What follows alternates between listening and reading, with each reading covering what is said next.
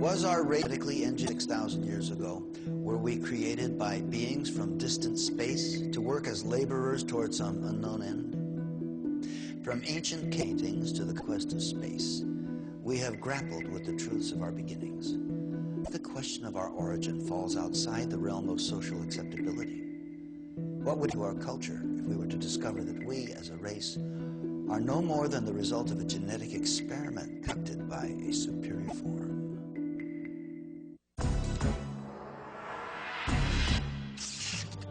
Over the course of the 20th century, we have witnessed exponential advancements in the collective knowledge of mankind.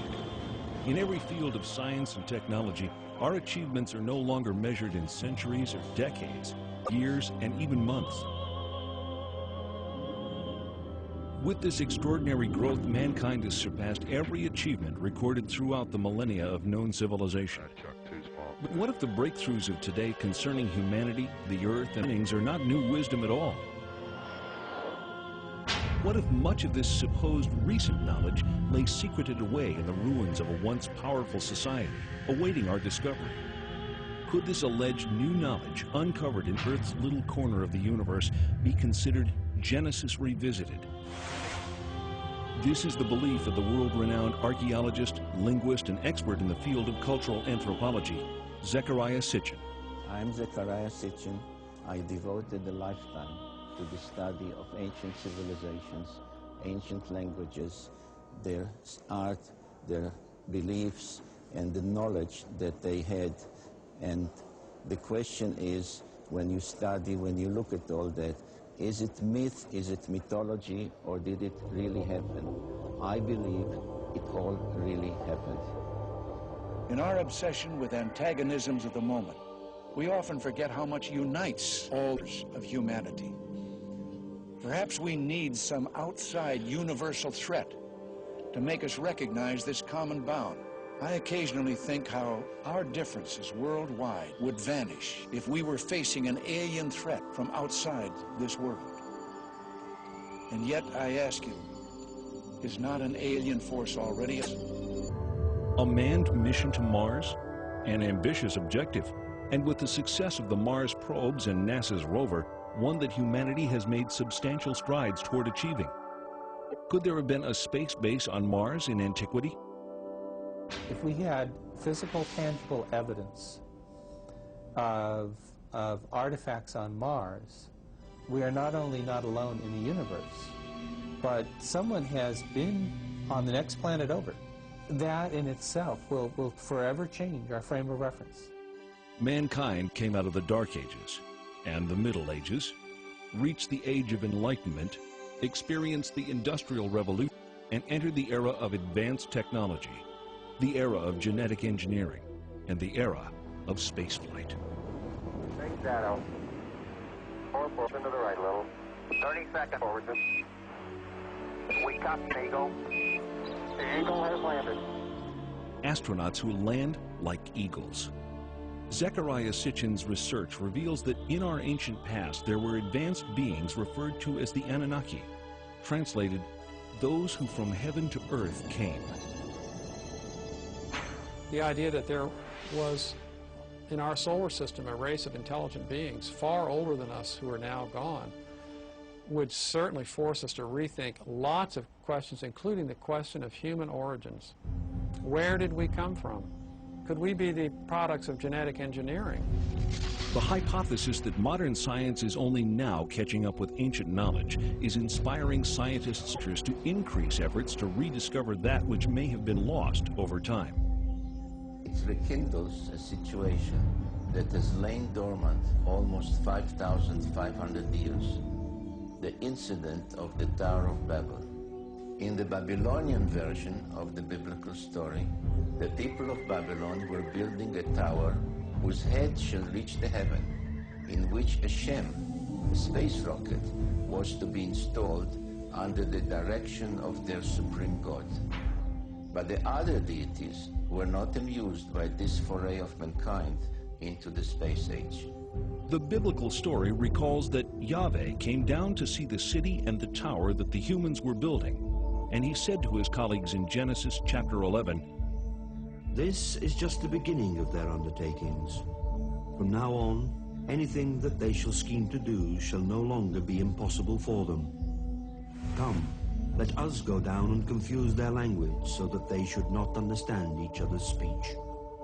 Thanks to the science of archaeology, experts now know that the first great civilization emerged almost 6,000 years ago. Older than the Greeks, older than the Mayans, older than the Incas. The people of this society were called Sumerians, after their land, Sumer, in the great plain between the Euphrates and Tigris rivers, is Iraq. The book of Genesis calls the land Shinar. For generations, biblical scholars either ignore biblical references to ancient kingdoms or categorize these as legend or lore. Through the study of historical relics and the translation of ancient languages, many biblical researchers now believe that the previously questioned Old Testament references are indeed historically authentic accounts of flourishing, advanced cultures. If you study the Genesis document, God made Adam out of clay and then took Eve out of his rib, one of his ribs, etc. If you study this document, you discover that it's really a much shorter version of a much more complicated document that comes out of Babylonia and then out of Sumer and so on. Now, these ancient texts give a really complicated story of powerful, non-human, godlike beings actually engineering us, making us for specific purposes.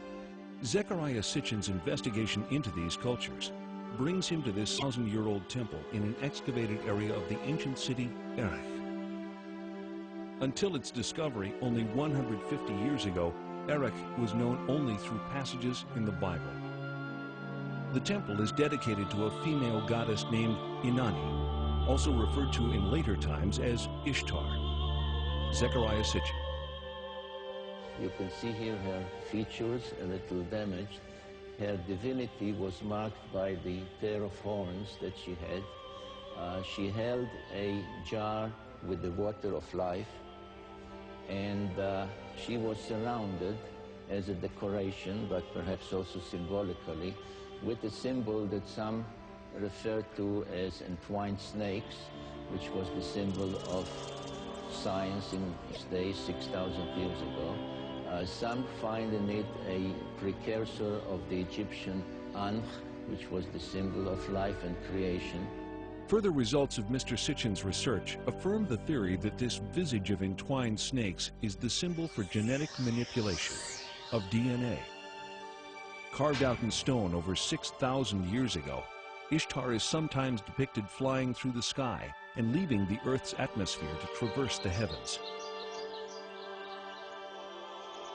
In ancient Mesopotamia, the secrets of astronomy and other celestial knowledge are kept carefully guarded, studied behind closed doors by an exclusive society of priest astronomers. Cylinder seals like these are the only surviving record of these carefully guarded secrets.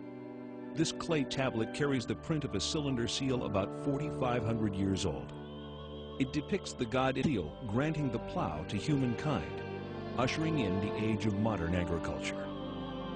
On closer inspection, something completely remarkable can be seen. A detailed depiction of the complete solar system configured identically to that known to contemporary science.